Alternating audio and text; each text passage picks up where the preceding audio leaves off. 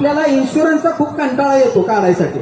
बऱ्याच वेळा जेव्हा रस्ता सुरक्षा सप्ताह असतात किंवा इतर आरटीओच्या चेकिंगच्या असतात, तर बऱ्याच आपल्या मित्रांचे वाहनं इन्शुरन्सचे कागदपत्राची पूर्तता नसल्यामुळे पकडली जातात. मित्रांनो, आपल्याला माहित आहे सध्याची परिस्थिती आणि सध्याचं जीवन हे अत्यंत धक्काधक्कीचं आहे. आज आपल्या रिक्षा चालकामधला जर एखादा कोणी व्यक्ती जर वारला, अपघाती निधन झालं, तर त्याच्या कुटुंबियाला 1 रुपयाची दमडी आपल्याला मिळत नाही.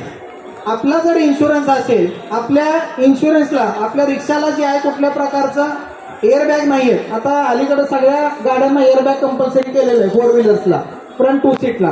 परंतु अजूनपर्यंत शासनाने असे काही निर्णय घेतलेले नाहीत की त्या रिक्षामध्ये एअरबॅग कुठेतरी कंपल्सरी करावी. त्यामुळे आपण कुठल्याही ऍक्सिडेंटमध्ये किरकोळ ऍक्सिडेंट, तुमची जरी चूक नसली मित्रांनो, तरी समोरचा येऊन जरी तुम्हाला ठोकला आणि त्या रिक्षामध्ये तुम्ही फ्रंटला असता, रिक्षाचं आणि तुमचं गॅप किती 4 फुटाचा गॅप असतो, अशा परिस्थितीमध्ये तुमचं जास्तीत जास्त शरीराचं घातक नुकसान होण्याची किंवा मृत्यू होण्याची सुद्धा शक्यता नाकारता येत नाही. त्यामुळे मित्रांनो, आज रियाज भाई सय्यद यांनी इन्शुरन्सचे जे काही संबंधित अधिकारी आहेत, इन्शुरन्सच्या ज्या कंपन्या आहेत, त्यांना कमीत कमी पैशामध्ये इन्शुरन्स अवेलेबल करून देण्याची सुद्धा त्यांनी सोय केलेली आहे. त्यामुळे पोटाला एक अर्धी भाकर कमी खावा, पण ज्याच्यावरती आपण धंदा करतो त्या रिक्षाचा फुल इन्शुरन्स उतरून द्या.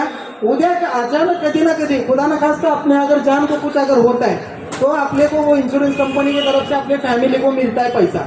अभी आप बोलेंगे इंश्योरेंस कंपनी कितना देंगी, 2 लाख देंगी, 5 लाख देंगी, 10 लाख देंगी, इसमें जिंदगी तो चलने वाली नहीं है. लेकिन डूबते को तिनके का सहारा बहुत जरूरी रहता है.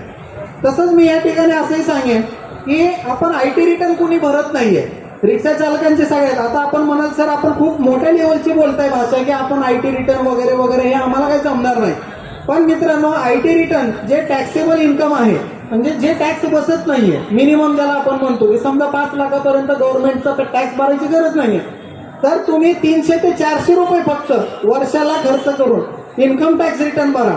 याचा फायदा काय होतो तुम्हाला सांगतो. वकील या नात्याने जेव्हा आम्ही ऍक्सिडेंट क्लेम चालवतो कोर्टामध्ये, तर आम्हाला तुमची इन्कम साबित करावी लागते. म्हणजे तुम्ही दिवसाला किती कमवता, महिन्याला किती कमवता, हे आम्हाला दाखवावं लागतं. आता बरेच जण काय करतात, जेव्हा ऍक्सिडेंट होतं तर ते लोक काय म्हणतात, दिन भर को मैं 1000 रुपये कमाता था साहब, असं म्हणतात. आता रियाज भाई काय म्हणले, 300 रुपये कमवतात. कोर्टामध्ये आपण गेल्यावर मी तुमच्या वतीनंच बोलतो, नाही साहेब रिक्षा खूप चांगली चालवतो, आम्ही इमानदारीने चालवतो, 12 तास चालवतो, 1000 रुपये कमवतो.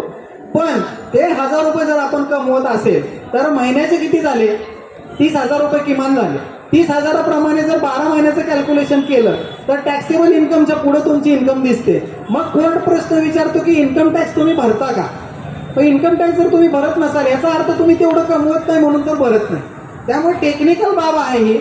आपल्याला काय 400-500 रुपयाचं काय, खूप वर्षात 400-500 रुपये आपल्यासाठी चहा को बैठे, कॅन्टीन में बैठे, गुटके मावे में 100 रुपये डालतो. मग 400-500 रुपयानं जर आपण कुठल्याही सीएच्या माध्यमातून, माझी या आजच्या दिवशी रियाज भाई सय्यद यांना अशी विनंती आहे, एखाद्या सीए साहेबांशी टायअप करा संघटनेचं, जसं तुम्ही वकिलांना सोबत घेतलाय, एखाद्या सीएला सुद्धा तुम्ही सोबत घ्या. आणि रिक्षा चालक लोक जेवढे तुम्ही इन्शुरन्स भरायला तयार आहात, वार्षिक इन्शुरन्स ज्याला 400-500 रुपये इन्शुरन्स येतो, टॅक्स लागत नाही, फक्त रिटर्न सबमिट करावं लागतं, तर त्या रिटर्नची सुद्धा सुविधा या रिक्षा चालकांना करून द्या. जेणेकरून एखाद्या रिक्षा चालकाचं जरी कुठं काही अडचण झाली तर नक्की त्यांच्या कुटुंबियांना, त्यानं जर समजा 4 लाख रुपये कमवत असेल आणि त्याचं जर देहांत समजा 40व्या वर्षी झाला असेल, तर 20 वर्ष त्यांनी दरवर्षी 4 लाख प्रमाणे त्याचं कॅल्क्युलेशन होऊन त्याला लाखो रुपयामध्ये त्याला पैसे मिळतील. त्यामुळे ह्या ज्या गोष्टी आहेत टेक्निकली, त्या आपण थोड्या गोष्टी समजून घ्या. तसंच या ठिकाणी मला असं सांगावंसं वाटतं, रियाज भाईने, आता मी जास्त बोलतोय थोडं, पण गरजेचं आहे म्हणून बोलतोय. या ठिकाणी आपण पाहिलं की रियाज भाई सय्यदने आता सांगितलं की आमची कल्याणकारी मंडळ वगैरे स्थापन करा अशी मागणी आहे. नक्कीच आपण जोपर्यंत युनिट राहत नाही किंवा एकत्रित राहत नाही, मिळून काम करत नाही, संघटना वाढवत नाही, तोपर्यंत या मागण्या शासन दरबारी आपण मागू शकत नाही. परंतु जोपर्यंत कल्याणकारी मंडळ स्थापन होत नाही, तोपर्यंत आपण बघ्याची भूमिका न घेता माझी कायदेशीर सल्लागार म्हणून अशी एक विनंती राहील की जे रिक्षा चालक आपल्या संघटनेशी आज तागात जोडले गेलेले आहेत, तर त्या सर्व रिक्षा चालकांना संघटित करून त्यांची एक क्रेडिट सोसायटी जी आहे एस्टॅब्लिश करावी, ज्याला आपण पतसंस्था म्हणतो.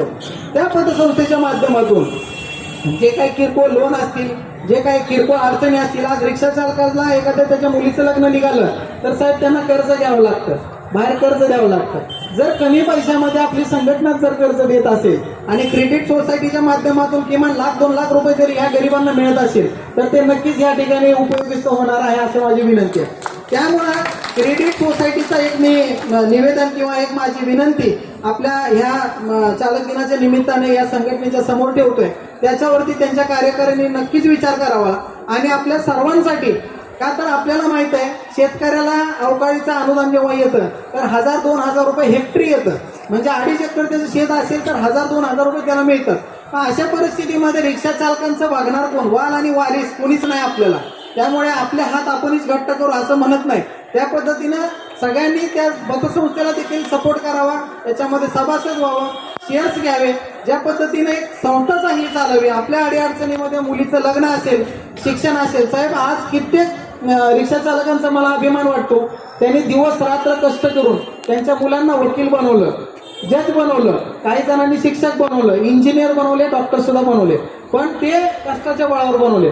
ठीक आहे, काही जणांचं झालं सर, त्यांनी कष्ट केलं, काही जणांना परिस्थितीमुळे ते करू शकत नाही. त्यामुळे त्यांना संघटनेचं सहकार्य भेटणं खूप अतिशय गरजेचं आहे. या ठिकाणी माझ्या मनात ज्या काही गोष्टी होत्या त्या मी थोडक्यात आपल्यासमोर व्यक्त केलेल्या आहेत. तसंच या ठिकाणी सांगता सांगता असंही सांगेन की रियाज महिलांची संघटना स्थापन केलेली आहे. आजपर्यंत त्यांनी कोणासमोर, कुठल्या पुढाऱ्यांसमोर म्हणा, कुठल्या राजकीय पक्षासमोर चालावी. आपल्या अडीअडचणीमध्ये मुलीचं लग्न असेल, शिक्षण असेल, साहेब आज कित्येक रिक्षा चालकांचा मला अभिमान वाटतो.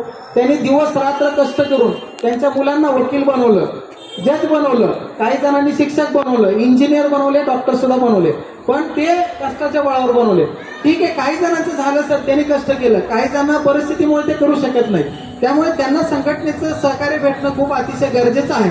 या ठिकाणी माझ्या मनात ज्या काही गोष्टी होत्या त्या मी थोडक्यात आपल्यासमोर व्यक्त केलेल्या आहेत.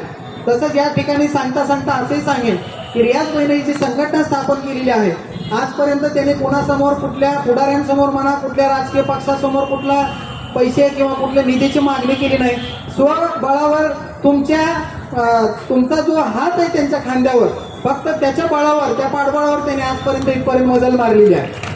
आणि येणाऱ्या काळामध्ये देखील आपल्याला माहित आहे की जोपर्यंत आपण आपल्या माणसाला बळकट करणार नाही, मजबूत करणार नाही, तोपर्यंत आपण मागणी मांडू शकत नाही. आज सोलापूर शहराच्या बाबतीत जर आपण सांगायचं झालं तर सोलापूर शहरातील एकूण रिक्षा थांबे किती आहेत आणि रिक्षा किती आहेत ह्याच्यात खूप मोठी तफावत आहे. त्यामुळे नवीन थांबे निर्माण करणं किंवा नवीन रिक्षा चालकांच्या सुविधा, लोकांना पार्किंगच्या सुविधा नाहीयेत साहेब. रिक्षा चालकांनी थांबवलं तर आपण आपलेच काही अधिकारी, आता अधिकाऱ्याची ड्युटी आहे त्याबद्दल दुमत नाहीये, पण त्या रिक्षा चालकाने गाडी लावायची कुठं? रोडवर लावली तर अनधिकृत पार्किंग म्हणून डायरेक्ट 100, 200, 500 होतात. म्हणजे अशा परिस्थितीने ह्यांच्या पण अडचणी आहेत. तर त्या अडचणी महापालिकेमध्ये गेल्याशिवाय, महापालिकेमध्ये तुमचा रिक्षा चालकांचा आवाज बुलंद केल्याशिवाय तर ह्या देखील समस्या सुटणार नाही. का तर बाकीच्या लोकांना ह्याच्याशी काही देणं घेणं नाहीये. जो आपली अडचण जाणतो त्याच माणसाला आपण तिथं पाठवलं पाहिजे. आणि त्यासाठी आपल्या सर्वांना माहित आहे की रियाज सय्यद यांनी आजपर्यंत जे काम केलेलं आहे, आज 7 सोशल मल्टी स्पेशालिटी हॉस्पिटलचं जर पाहिलं तर मी पहिल्यापासून ह्यांच्या कार्याला बघतोय आणि त्यामुळं मला प्रेरणा मिळते. मी येण्यामागचं पण कारण तेच आहे की जे लोक खरंच काही काम करत असतात, आपण जे करू शकत नाही तर ते करत आहेत, तर त्यांना नक्की आपण मागे तरी राहून किंवा खंबीरपणे आपण त्यांना साथ द्यायला पाहिजे आणि आशीर्वाद द्यायला पाहिजे. त्यामुळे त्यांनी रिक्षा चालकांसाठी, त्यांच्या पाल्यांसाठी, त्यांच्या कुटुंबांसाठी विविध स्कीम्स देखील त्यांनी हॉस्पिटलमध्ये कमी दरामध्ये उपचार वगैरे हे देखील त्यांनी सुरू केलेलं आहे. असंच त्यांनी पुढं कार्य करत राहावं. येणाऱ्या भविष्यामध्ये जे काही इलेक्शन येतील, इलेक्शन येतात जातात, आपल्याला कुणाला विरोध करायचा नाहीये, आपल्याला कुणाला चुकीचं म्हणायचं नाही, कुठल्या पक्षाला आपल्याला नाव ठेवायचं नाही. परंतु एक लक्षात घ्या, जो माणूस खऱ्या अर्थानं काम करणार आहे साहेब, आज जर आपण ह्यांचं हे पाहिलं म्हणजे रिक्षा संयुक्त महासंघाचं जे कार्य त्यांनी केलेलं आहे, तर जे लोक निवडून येतात ते लोक हे कार्य करतात. परंतु ह्या संघटनेची ह्यांची ताकद एवढी आहे साहेब की यांनी निवडून यायच्या अगोदर ह्यांची कामं केलेली आहेत. मग जे कामं निवडून न येता हा माणूस करू शकतो, तर निवडून आल्यानंतर काय करू शकेल याची आपण कल्पनाच केलेली बरीच आहे. त्यामुळं मी या ठिकाणी या संघटनेला खूप खूप शुभेच्छा देतो. तमाम तुम्हाला चालकांना देखील खूप खूप शुभेच्छा देतो. अत्यंत स्वाभिमानाने जगा, कुणासमोर आपण झुकण्याचं काही कारण नाही. आज अनेक लोक जे आहे डॉक्टर दिवस, ॲडव्होकेट डे वगैरे साजरे करतात,